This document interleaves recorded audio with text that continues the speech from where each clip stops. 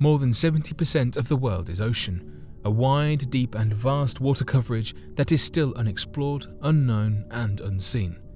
It can be very dangerous to humans and has been a setting for some of the most incredible and dramatic incidences of disappearance, discovery and survival in all of history. So today, here at Unexplained Mysteries, we'll be taking a look at these 5 ocean discoveries.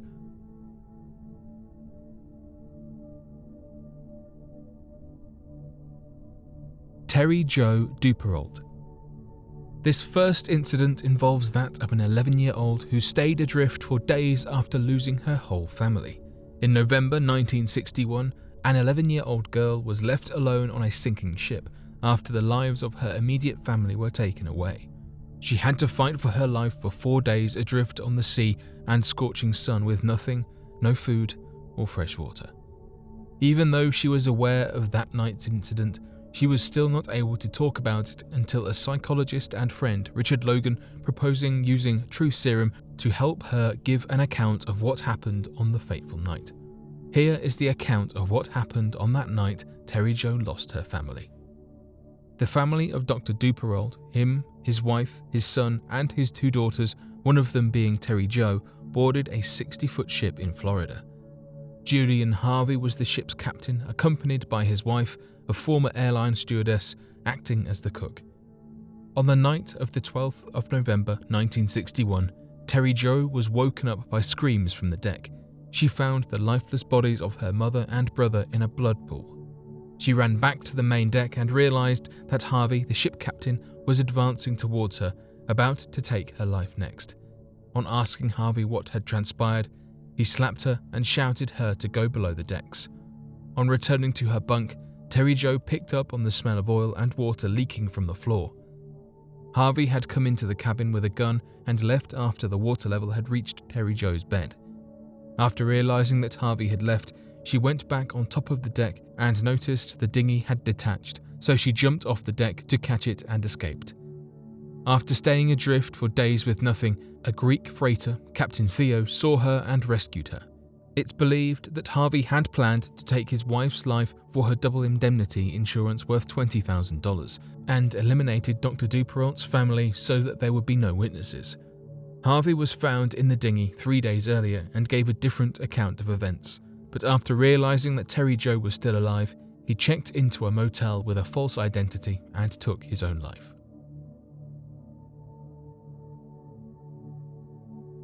Aldi Novel Adilang. Another interesting story is that of an Indonesian teenager who survived for about 7 weeks adrift in a wooden hut that floated in the ocean. Aldi Novel Adilang endured a terrifying ocean journey when the fishing hut he was in broke free from its moorings, drifting about 1,200 miles into the ocean. Even though his unlikely survival was seen as remarkable, Adilang was used to extreme isolation and hardship. Adilang, who was then 19 according to several sources, was employed on a lonely job of being a lighter on a wooden romping that was used to attract fish moored almost 78 miles from the coast of North Sulawesi, Indonesia. For several months at a time, he would stay in isolation doing his job, with only a walkie-talkie and weekly supplies when someone would come to collect the fish haul and top up the food, gas, water and fuel for the generator. When the moorings rope broke, sending the raft adrift, no supplies came and he ran out of food and water in the first week. He depended on rain for water, and when it did not rain, he had to soak his clothes in the seawater and squeeze them out to have some drinking water. He cooked fish from the ocean, and when his cooking gas ran out, he would burn parts of the raft's wooden frame to make a fire. Luckily for Adilang, on the 31st of August, a Panamanian bulk carrier, Arpeggio, passed by Adilang in Guam waters, and even though Arpeggio's crew did not notice his small wooden hut, Adilang succeeded in hailing them on his radio. They rescued him, took him to Japan, and later reunited him with his Indonesian family.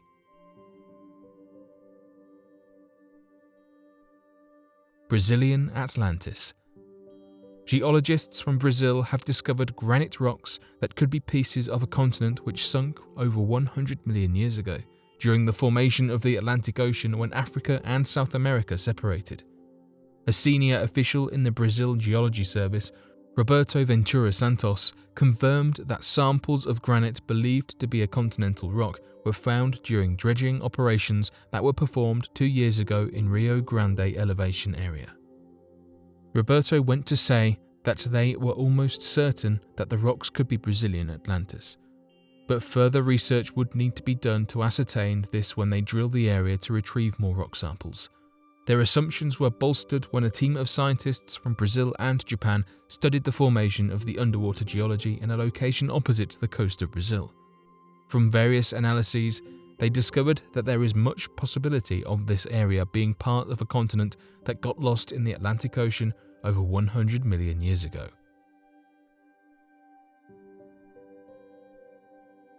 Adam's Bridge. Ancient Indian legends speak of a bridge in the ocean which connects India to Sri Lanka, Ravana land. True to the legend, a bridge, be it man-made or natural, did exist. NASA satellite images show what looks like remnants of the bridge and dated them to approximately 1.7 million years back, which fits well with the Indian legends. The truth about the origin of this bridge is buried deep into political and religious controversies. In the same confusion over the origin of this bridge, studies have on several instances described its structure as coral reefs, a chain of shoals, its formation owed to the thinning of the Earth's crust, sand spits, or a series of barrier islands. In the Indian stories, the bridge is said to have been built on a wooden foundation placed above a pre-existing natural elevation that was then covered in big and small stones. Those who believe that the bridge is man-made argue that the bridge's degeneration over the years has made it difficult to discern it from one that was formed naturally. The first map to refer to this area as the Adam's Bridge was prepared in 1804 by a British cartographer about an Abrahamic myth, which stated that Adam used this bridge to get to a mountain that the British referred to as Adam's Peak, where he stood repenting for 1,000 years, leaving a large hollow footprint mark. The 18.6-mile-long bridge that is separating the Gulf of Mannar from Palksate is reported to have been passable until the 15th century when storms made the channel even deeper. Some have intended to destroy the remaining parts of this bridge to open up a shin channel, but this has been disputed by others on grounds that it is an important heritage structure.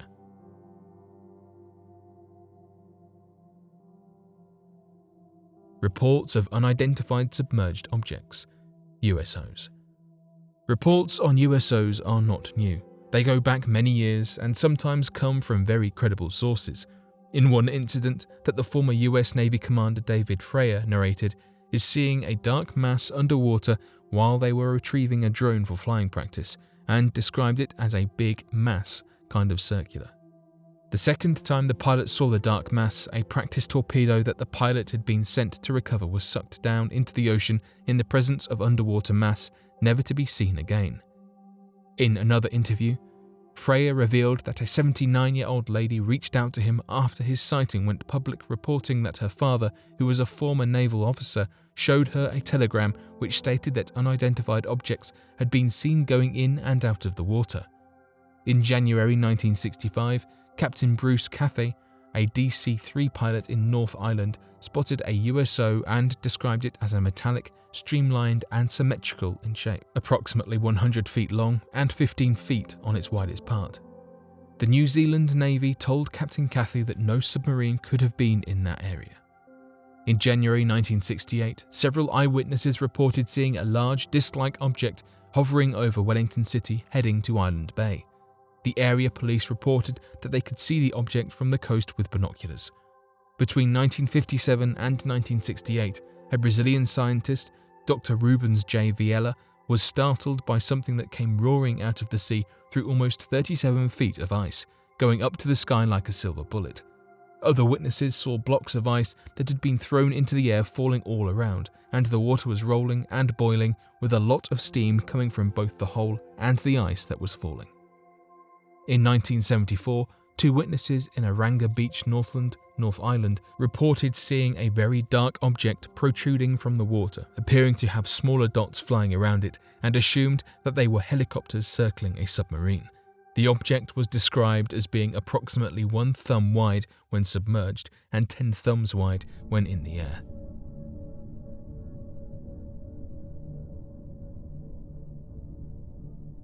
But what do you make of these incredible ocean discoveries?